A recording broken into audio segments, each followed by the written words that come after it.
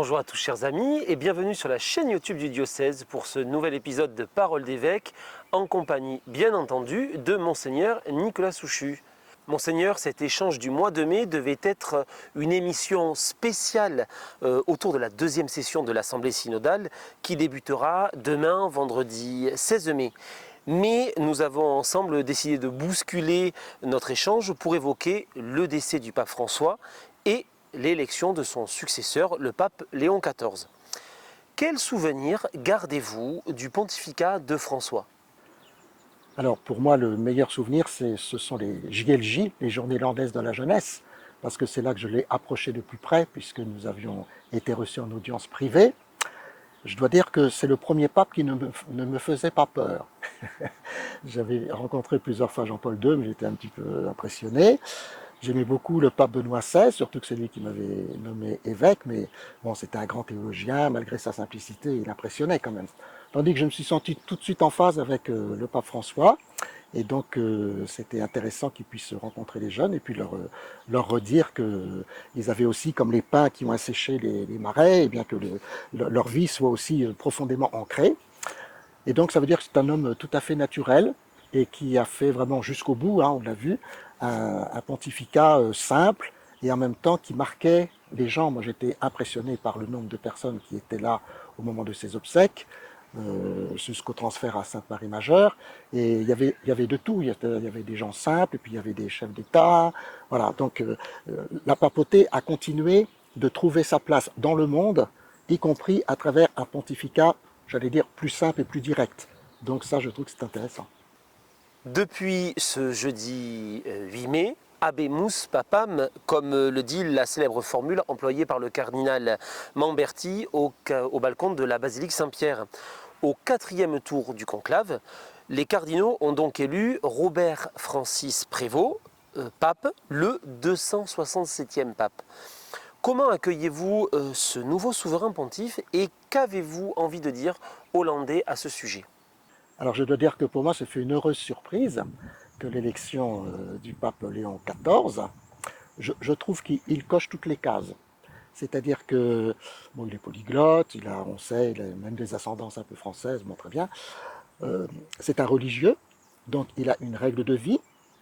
C'est un missionnaire, il était missionnaire au Pérou, y compris dans des quartiers très pauvres, avec des migrants. Il a été évêque d'un diocèse qui était pour le plus grand diocèse du Pérou, où on sent qu'il a laissé une partie de son cœur au Pérou. Hein. Et puis donc là, il connaît la curie, puisque bon, ça faisait que 2 ans qu'il était le responsable du dicaster pour les évêques, mais il n'empêche que du coup, il connaît au moins tous les évêques qu'il a nommés. Donc moi, je ne le connais pas, parce que la dernière fois que je suis allé au dicaster pour les évêques, c'était la fin du cardinal Ouellette. Le cardinal Prévost était prévu, mais il n'était pas encore entré en mission. Et je trouve qu'il a l'air à la fois donc simple, il sait ce qu'il veut, et puis il a tout de suite orienté vers la paix dans le monde, la paix qui vient de Dieu, et on sent, d'après ce qu'on entend, hein, que c'est vraiment quelqu'un qui écoute, qui tranche, qui est aussi simple, et donc je pense qu'il a vraiment beaucoup d'atouts pour que nous puissions l'accueillir. Donc moi, ce que j'ai à dire hollandaise, c'est que nous avons à accueillir ce nouveau pape, ce nouveau pontificat. Il ne faut pas toujours comparer, parce que j'avais lu dans la presse, est-ce que ce sera un François II ou un Benoît XVII, enfin bon, peu importe, le problème n'est pas celui-là, c'est que chacun fait avec ce qu'il est, et on sent que dans ce qu'il a, eh bien, ce nouveau pape a tout ce qu'il faut pour aborder des problèmes qui sont quand même assez délicats, aussi bien pour la vie de l'Église universelle, il ne faut pas oublier que le pape est pour l'Église, enfin l'évêque de Rome, mais il assure la communion de l'Église universelle, et puis sa reconnaissance par rapport au monde. Hein. Et j'avais été vraiment sensible au moment à la fois des obsèques du pape François et aussi de l'élection donc du pape Léon XIV par la foule qui était place Saint-Pierre. C'est une foule de tous les pays. Voilà. Donc il ne faut pas que l'on regarde le pape en fonction de nos petits problèmes français, voire même landais. Il faut qu'on regarde le pape pasteur de l'Église universelle dont nous faisons partie. Et ça doit aussi vous aider à nous ouvrir. Comme nous le disions au début de notre échange, la deuxième session de l'Assemblée synodale débute dans quelques heures maintenant, demain ici à Dax. Comment va-t-elle se dérouler très concrètement Et quelles vont être les grandes étapes de ces 2 journées? Il va y avoir des votes, et presque que des votes. Alors pour aider à cela, normalement le vendredi, la première soirée, on aura une soirée pénitentielle. Toute la journée du samedi des votes. Le samedi soir aussi une veillée plus en lien avec le mystère pascal. Et le dimanche matin des votes. Et puis à 15 h à la cathédrale, dimanche 18 mai, on avait donc prévu cette messe et qui se trouve être le jour de l'installation dans sa charge d'évêque de Rome de Léon XIV. Donc ce sera aussi notre messe d'action de grâce et de prière pour le nouveau pontificat. Donc ça c'est très important que les gens le sachent. Pour éclairer les votes, alors d'une part, les membres de l'Assemblée synodale ont reçu le cahier synodal il y a déjà un petit mois.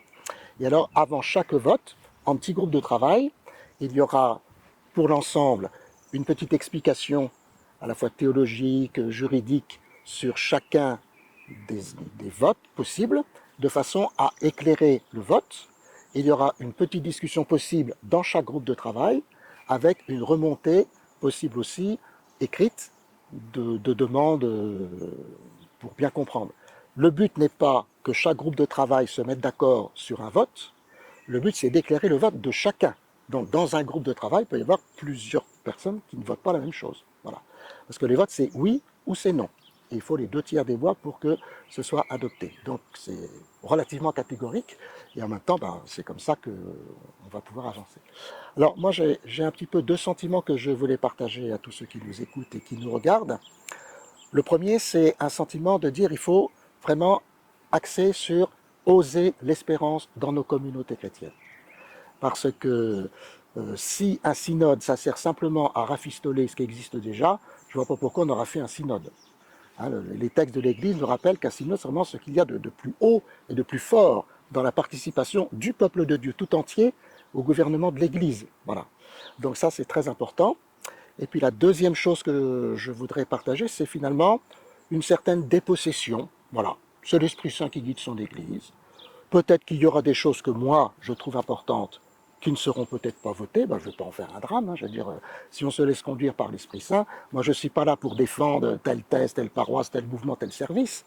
Élément de l'Assemblée synodale, normalement non plus. Mais j'entends un certain nombre de personnes qui disent c'est déjà tout ficelé, l'évêque et ses conseils, ils ont déjà tout préparé, c'est faux. Et ce que je souhaite, c'est que cette désappropriation que j'essaye de faire, chacun puisse la faire, puisque l'intérêt du synode, c'est pas pour aujourd'hui, mais c'est pour voir pour que dans 5 ou 10 ans, pour l'instant, on va pas plus loin, comment est-ce que notre Église est capable encore d'être missionnaire, comme l'a rappelé d'ailleurs le pape Léon XIV, avec l'importance du Christ au départ, c'est notre premier itinéraire, l'importance de communauté missionnaire, c'est notre deuxième itinéraire, et l'importance de la vie du monde aujourd'hui, c'est notre troisième itinéraire. Donc on ne pouvait pas trouver mieux pour nous aider à avancer. Une fois que les votes auront lieu, que des orientations auront donc été dégagées, que va-t-il se passer et surtout quelles vont être les prochaines étapes de ce synode diocésain? Le 18 mai au soir, nous rendrons grâce de toute façon de cette assemblée synodale à la messe à la cathédrale, donc à 15 h, messe diocésaine, avec aussi donc le pontificat de Léon XIV. Et il y aura maintenant un travail plus personnel, mais que je ne vais pas faire tout seul, avec des conseillers proches, pour, à travers les votes, voir maintenant quelles sont les orientations pastorales je pourrais promulguer au mois de septembre. Donc, il ne faudra pas s'attendre à ce que le 18 mai au soir, les gens sachent ce qui sera promulgué. Ils sauront peut-être ce qui sera voté par les gens qui le diront, mais en tout cas, le vote n'est pas une promulgation. Après la promulgation, donc le 14 septembre, où je rappelle qu'on souhaite vraiment faire une belle journée diocésaine avec la messe le matin à 11 h pour tout le diocèse et la promulgation l'après-midi à 15 h avec des shows dans la journée pour nous aider à vivre tout ça, et bien à partir de ces promulgations, il faudra mettre en œuvre chacune de ces orientations promulguées. Il y a des mises en œuvre qui seront peut-être faciles, et puis d'autres qui vont demander du temps. Et c'est pour ça qu'on a dissocié la promulgation de la mise en œuvre, parce que tout ne peut pas être mis en œuvre en même temps. Donc c'est dans ce sens-là qu'on va essayer d'avancer. Merci Monseigneur pour ce temps partagé en votre compagnie. Eh bien merci à vous, priez pour nous pour l'Assemblée synodale, et je donne à tous rendez-vous dimanche à 15 h pour la messe diocésaine. Merci à Julie pour la réalisation et le montage de cette vidéo. Nous nous retrouverons maintenant dans un mois, le 15 juin. D'ici là, je vous souhaite à toutes et à tous un très beau mois de mai. À bientôt!